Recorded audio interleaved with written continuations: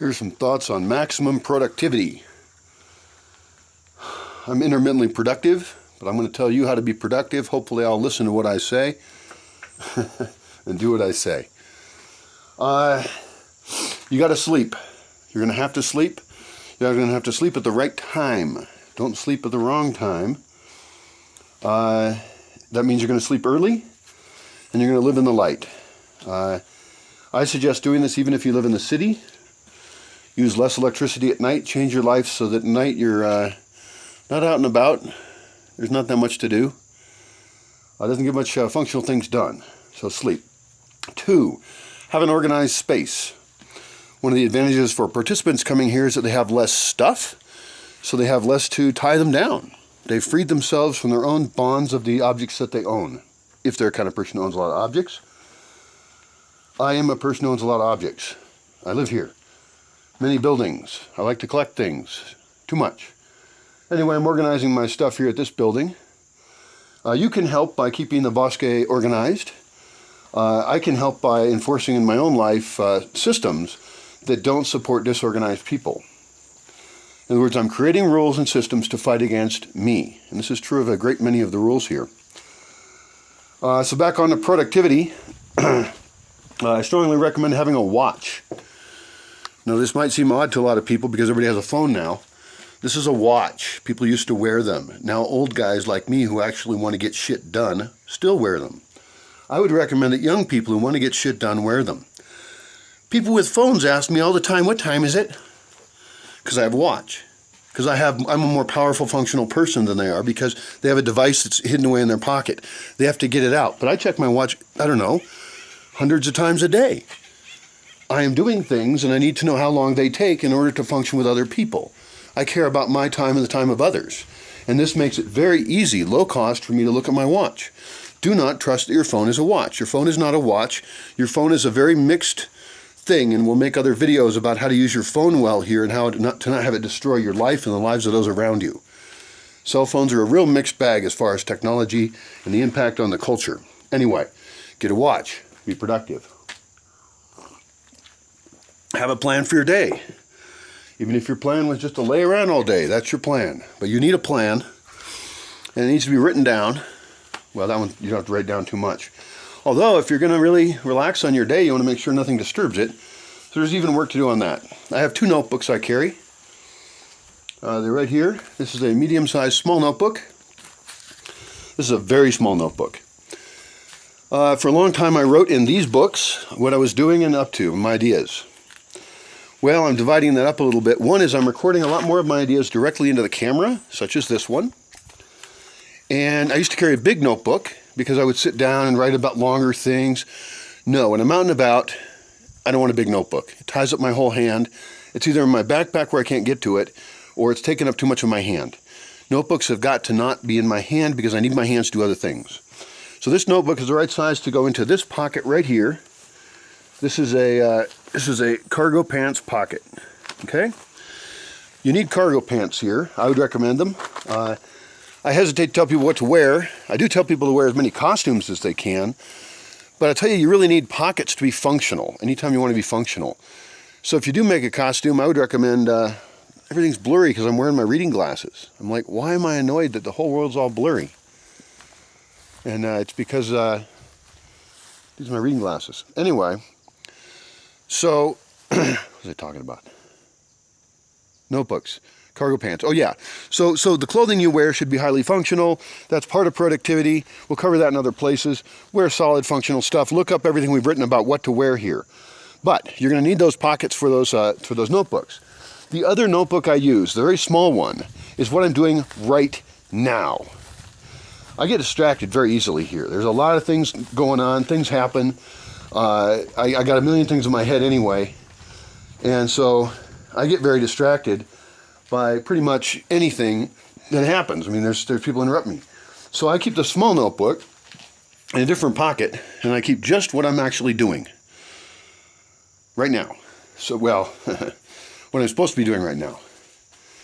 But my goal is for the day. And I think that small notebook should really not have more than filling up 1 page in a day.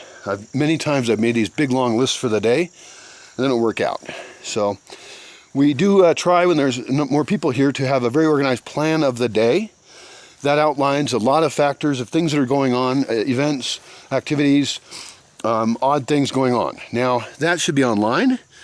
It should not be printed. That's just to save paper.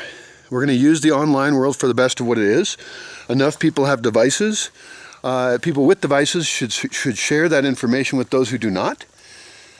We may post paper somewhere, that's fine, but that's a lot of paper, even just doing it once a day. I don't print much at all. So if something can be handled on the phone, let's do it on the phone. Which gets to another question about productivity. Can you use your phone to take notes instead of a paper notebook? Why are paper notebooks so important? Or are they?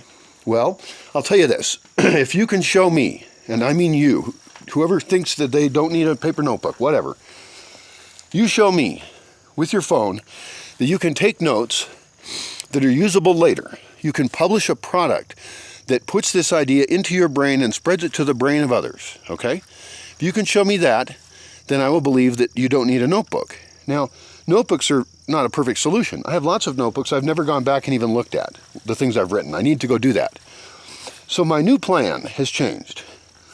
First, record it in the camera if you can, even if it's long and rambly, like this. It's my communication to the world. I communicate with people live when they're here. So essentially, I'm giving people whatever they would get live if they were here. Hopefully, I have some value. So that's an odd one, but what it does is it immediately puts the comments and the thoughts into the public sphere. It puts them into your head. And so that's actually a way for me to be more productive, is to get my ideas away from me to someone else as quickly as possible, even if they're not all perfectly planned out. So publishing is a way of expanding my consciousness, my existence, my effect, because consciousness is not all just about receiving information from the universe to the point of that we are, this odd intersection of moments. It's not just about receiving signal, but it is creating. And I'm much more interested at the age I'm at and the interests I have at creating than I am at consuming. So I'm interested in radiating out any ideas or effect I can, whether it's physically here or in ideas. So we've got video camera, notebook, computer, okay? Now, computer could be your phone. Increasingly they are, but we have to publish. So we want this productivity of these videos to go and be published. It's a very important part of it. The other thing is creating lists of things. Computers are good for that. We have to have an absolutely excellent list at all times of the actions that we're in process of taking. The projects we have, the big scale vision, all the way down to exactly what we need to do. One of my problems has been that I have a lot of projects and goals and visions, and I can't implement them all. I can't even write them up hardly all. Some of them I can. But that's what the wiki is for organizing those. We have a variety of other spreadsheets and things we use for organizing. One thing I'll talk about, and this is a big one. How can we have the interpersonal culture in Bosque Village promote productivity? Well, one is by setting the expectation that in every moment we're evaluating our productivity. All of us. We're signed on for creating this highly conscious, highly functional, very active culture. So even just by stating that as the goal, people are already self-selecting themselves to come. That's why we're not open to the public. Most people would just come here, stand around, and chat and consume. That's what they're trained to do. That's the only thing they're good at. For many people, they haven't developed any other skills. Maybe they developed one for a job. Maybe they got a degree in something. But a lot of people are just coasting. They're coasting. Their life is too easy. They bore me. They're fine people. That's fine. They can go do what they do. But the people who come here are signed on for a higher level of thinking. Now, sometimes that vision is offered as fairly vague because there's a lot of ways to think about how to be. And we're not trying to prescribe a style of being. We're trying to prescribe a goal of this saying, okay, what am I creating? How can I help? What can I do here? What can I learn over here? How can I apply my skills that I've learned over time to this unusual project? Can I not be annoying? Not being annoying is actually really important. probably right after getting up in the morning, which I always talk about, getting up in the morning. That's first thing with productivity. You've got to get up in the morning with the first light and start using the day. Second is, don't be annoying. Be aware. I don't know how to make that as a rule, because the people who aren't aware that they aren't aware. And they aren't aware of whatever they're not aware of. And they're very annoying because they're just this constant machine of need. They just need this thing right now. And so they have to interrupt somebody else's time, because of their lack of planning. Or they're late. Or they question the process. Let's say you're doing a project, right? And they didn't prepare properly for the project, or maybe there was no preparation. But there's somebody driving a project. Something needs to occur, and more people involved could either help it or hinder it. Okay? Some people are going to hinder it. And they don't know. Like, they'll ask questions on basic terminology when you're doing something. They'll interrupt an instructor. I believe instructors are very badly treated. Because a lot of people are used to these kind of classes that are really social classes where you get together and you kind of play with the idea, but it's really basic level. And I think that it's more of entertainment for them than it is an actual effort to build self as stronger and to build the people around you as stronger and more wonderful. So I fear that people have been trained by these bad classes, and our classes don't work that way. Our classes, ideally, for any activity we have, the students should be prepared ahead of time. And this gets into being a productive person, is prepare for the future. I know lots of people who they seem like children to me. They're adults, but they just walk into things not knowing what's going on or what can happen there. And they're just kind of going with the flow, which sounds really easy, actually. I don't do it, and I don't think effective people do it. We create the world around us. So let's do that in a highly conscious way and as individuals, without somebody else pressuring you or something. I'm pressuring you now, but I'm pressuring you in general. You should pressure yourself in individual cases. Prepare for the future. Read, study, know terminology, know the history of a thing. And I don't know what I'm talking about, because I don't know what the topic is, as far as like what the theme is, what thing you're preparing for. But like, even if you're going to go to college, get the textbooks ahead of time. Get old ones. Study it beforehand. Make it so that college is easy for you. College was easy for me. I'd already read so much that, the stuff I didn't know, I would just fit into the things I already knew, and it was quick to learn. I would recommend that. I was also working 30 hours a week during college, so I didn't have as much time as some people. But I did pretty well, and it was because I pre-studied. You could think, you're ruining your class by pre-studying. No, you're raising your class to a new level. If you're going to waste a professor's time or an instructor's time or a teacher's time or a guru's time, any leader's time, then understand they're a servant. They're working a lot. And around here, leaders don't get paid. So I hope that changes. But you cannot waste teachers' time. Okay? Basic questions waste teachers' time. It implied that you're in the wrong class.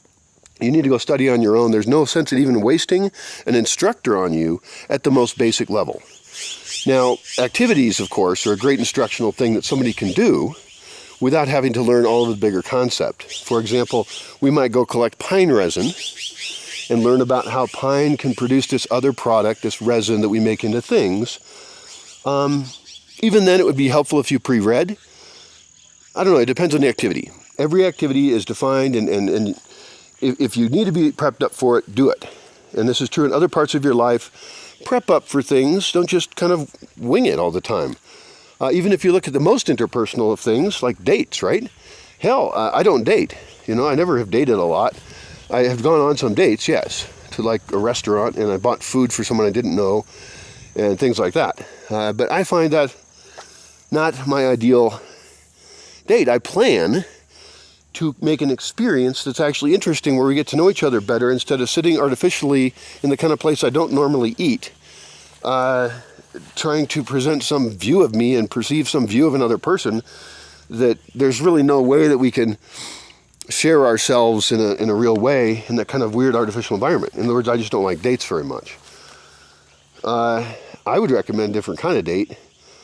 like going out and walking around or something and chatting, seeing stuff. And you can plan for that. And this is back to my point of productivity. Even something, we can evaluate every single action you take in your life. You can evaluate in terms of your productivity. Not that should be God. Productivity should not be God. The reason people sometimes don't like the words productivity and efficiency is because they're often forced on people by oppressive structures. But I'm talking about us making ourselves more productive. Being productive and efficient is not the problem. It's that sometimes there are oppressive systems that are trying to force you to do things that they want, and they say they want you to be productive and efficient. What they really want is you to be productive and efficient for them, and that's why you don't like it. But what I'm suggesting, you be productive and efficient for you and the people around you to make an awesome world. That is a good goal. And so productivity and efficiency were not the problem. It was who was pushing them. If you're pushing it, I look forward to seeing what you do, because you will become an amazing person instead of just another lump of flesh that lived on the earth. Back to dating, that's a great example of productivity at the most intimate level. We're deciding who to be close to, essentially. I guess that's what dating is. Now, for some people, dating might be who to get close to for a very short time. I'm not a big proponent of that. I mean, if you're young, whatever, do what you want to do. If you're old, do whatever you want to do. For me, I think that it's the tricky one. Nothing lasts forever, but one night ain't enough. That's actually not a bad quote. Nothing lasts forever, but one night ain't enough. Yeah, so we should design for ourselves relationships in our lives that actually work. I would say, in my life, probably the greatest loss of productivity I've ever had is with women. Women are not at all weak.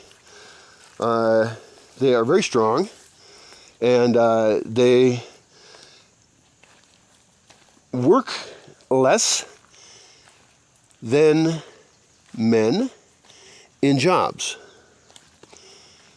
Their work is in a family setting in many cases. Even though they take home less paychecks, they end up with most of the money based on spending and other things. Now, that's not true for all women, but if we look at gender issues, I do not think women are weak. I know that there are people out there who think that women are simply all just weak little victims, and that the patriarchy of various things, and they've got very complex trains of thought around everything about how women are weak and men are bad and have kept them that way. I don't agree. In my life, women have been very strong, and at times I have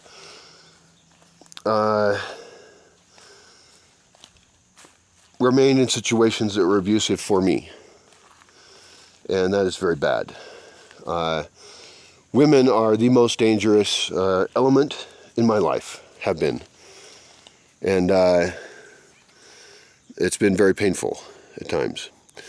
So I would like to fix, as a matter of productivity, not having those kind of relationships with women. Ideally, I would still have relationships with women, because most of my social life I spent with women. I'm not a guy's guy. I'm a woman's guy. I hang out with chicks, and usually in more intimate settings. And they learn a lot, and there are struggles sometimes. But in whatever case, I was probably a good element in their life, as is important to me. And, of course, some of the interactions I've had with women have been very, very good. In fact, the best I've had in my life. So, it's a mixed bag. Back to productivity. So we got sleep down. We skipped food. Food's very important. When you get people together and they don't have a solid goal, they just chit-chat and they consume. Well, food is a thing we need to consume in order to stay alive. But it is one of the worst ways we destroy the world, is what we eat and ourselves. So here, I'm going to bring up one other issue, is time and food. I don't want to waste a lot of time on foods. People say, I like cooking. Well, I'm happy you like cooking, and that's a very nice thing to do to help people out. I don't want people in charge of the food system, or at least designing it, who like cooking. We want a food system that produces lots of food very quickly, I do not want people to spend their time making lots of food unless it is a special food and there's a video. We want to just stuff food in our faces that's high quality, easy to eat, produces not a lot of dishes, and move and do things. There are people who think that the idea of happiness and success would come from, like, sitting around eating all day and chatting. That's what they would do if they were rich. Oh my God. What a waste of life. Making shit. So, here we want to use food as fuel. We want to eat the best food there is. I don't think a lot of exceptions are needed. Some people think they need them. Just give them up. You know, you don't need anything in a plastic wrapper. You don't need that little candy or cookies. We have all got lots of vices, and that's a dumb one. It's just a waste of money, and it makes plastic and stuff. And so we recommend developing positive vices here. And that's the other side of, we could talk a lot about negative things that affect productivity, but let's talk about the positive things we can do that increase productivity a lot as well. And that's exciting. I think, you know, this is an artificial environment, Bosque, and it's a chance to be outside of your normal life to create a different one. And that's why this is not an eco resort. It's not a place to go relax. It is a place to learn. And what you learn or how, I cannot predict, because you're a huge part of that. Each person, I mean, I've known so many people have come through, it's been really weird for me, because I'm meeting the world in a way that I haven't before, in a very artificial, strange space. They come in and they have a vision of me sometimes because they've seen videos. There's things to do, things happen. Whatever happens, I can promise you this, if you come here. This place will not be whatever you expect. I am trying with videos to explain everything I think, everything about the place. Not everything, but most of it. And it's actually a real place. And reality is different than vision. So I would recommend not being locked into a lot of expectations about what it is, and certainly go with the flow when you're here. I really have designed things to make going with the flow extremely easy, so that you can quickly adapt to the situation, become comfortable, know where you are, and produce. You'll learn things while you're producing, but you have to be producing while you're here. There's people who come here and they say that's what they want, but then they kind of forget. They go back to their industrial life ways of just, oh, let's just chat. Let's stand here with our brooms and chat. You know, let's argue without a video camera. I mean, if it isn't being videotaped, then it either isn't very interesting. There's a reason, videotape. Well, I'm old. If it isn't being videoed, then it's either boring, which is fine. Lots of boring work has to happen, you know. There's only so much of dishwashing you want to make a video of. But almost all activities and times when we're talking with people, if we have any depth to the conversation, which hopefully we have a lot of depth to the conversation, obviously, then we should be producing something out of that. It could be written up on Quora. I really like the idea of doing video because it's actually relatively easy. And so that's just a great way to produce quickly as a fairly non-skilled person, and even a person who's not a good writer. Verbal communication, we all have access to. We can all listen. I find it slow and inefficient, but it works. So learning how to record yourself, starting before you get here, and your thoughts about, you know, whatever you think, and putting it out there is a great thing to do before you come to Bosque Village. It increases your productivity, and increases the ways in which you're connected to other people, the way in which you're diffusing your ideas. So self-recording and publishing is a critical part of being productive in this unusual space. In other spaces, it doesn't matter. There's people who don't want to be recorded at all. They can still come here, but they're going to have to figure out other ways to provide value as well, because this is one important way. And of course, I understand that many people just they're not signed on to publish their life. I think it's a weird thing to do. I'm doing it. But it's odd. So, whatever. Inviting people into your home is odd. So, when participants are here, consider that I often in the role of a teacher, and don't annoy me. So not being annoying, to get back to the point, was the point of that. Other thoughts on efficiency to wrap it up. Be efficient, productive, yay. Don't need a lot. And back to the food issue, you don't always need a piece of food either. I swear, there's a bunch of people that come here, and maybe some of them have an actual health problem, that could be. But for the vast majority of people, it should be extremely easy to eat food 3 times a day. You don't always have to be snacking. Now, maybe you should have a snack in your day pack. I think that's a good idea. No problem with that. Have some nuts in there, something healthy, piece of fruit. But so I'm not saying it's bad to like eat little bits of food all the time, but I think we weren't evolved that way. I go for a couple days without eating with no problem. I just am busy. But then I eat a huge amount, so I eat more like a wolf. Anyway, the thing I want to break us away from is the psychological need to constantly be snacking.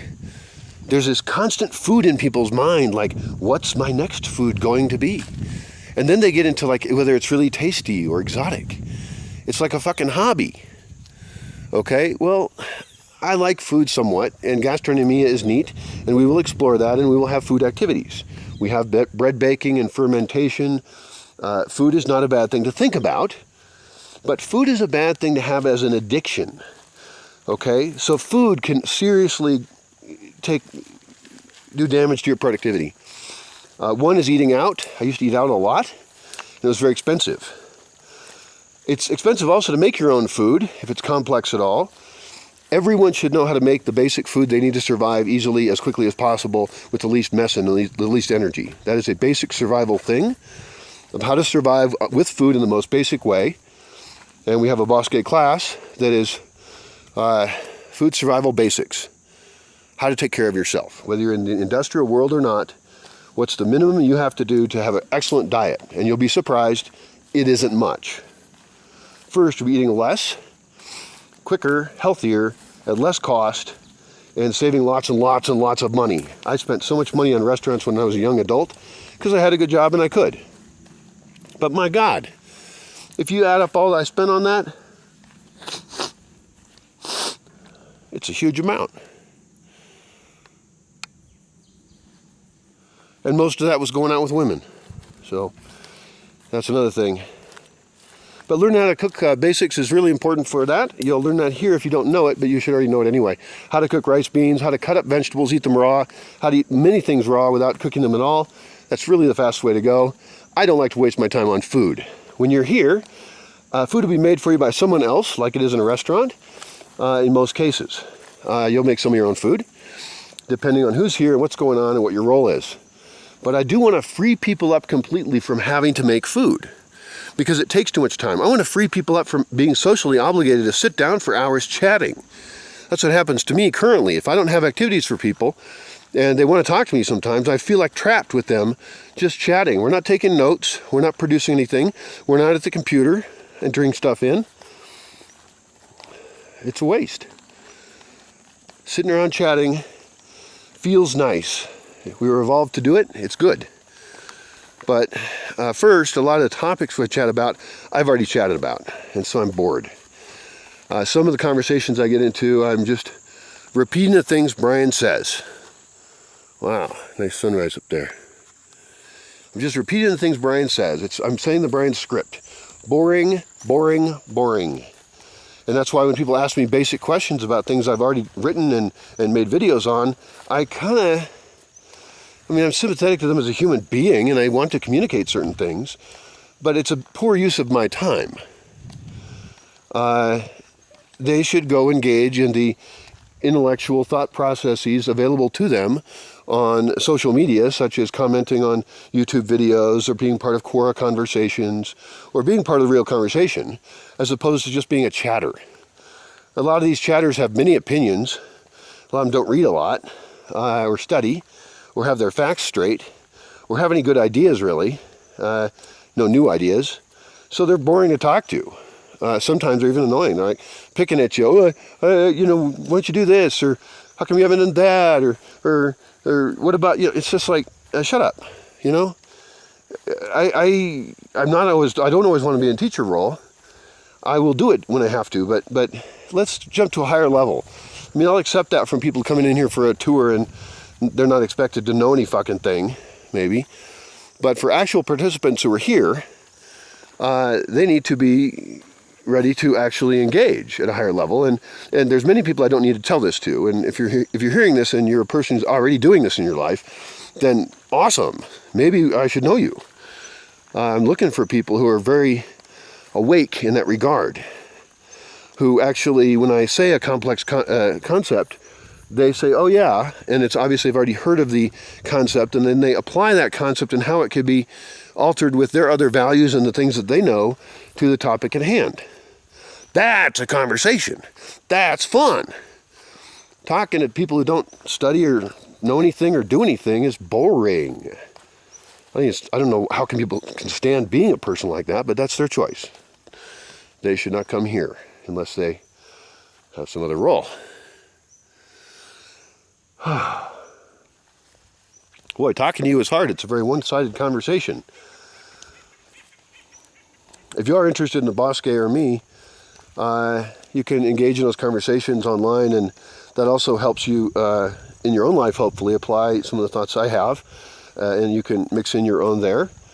If you have videos, feel free to link to them, and I do seek like minds. I seek those crazy people who don't just look at something and take it as it is, but they try and see how that fits in with other things, and some of them get inventive and think, how could that thing be different in a better way or mixed with something else? We are inventing the universe around us. Let's have some fun and apply some values to what we invent and how we use it. That could be also the invention of social structures and ways of communicating or being, not just technology. Technology is a tangible type of invention, but we have so many cultures coming together at this point that we need to be inventing cultural constructs to allow us to function together in complex ways that don't destroy us, and that feels good and is awesome. Feeling good is not priority number one. I know it is for many people. Not highest on the priority list here. In fact, difficulty is good. It is good to have challenges. If your life is too easy, you will start to manifest sicknesses in various ways. You must have challenge. I have found that in my life I've put myself in situations that were challenging on purpose, and that those are the times that created the greatest person, the greatest parts of the person that I am. So, don't take the easy path, and seek the hard one sometimes. Be careful. You know, everyone will tell you not to do it, and anything you do outside the norm, you will be punished for. It's a sure thing. So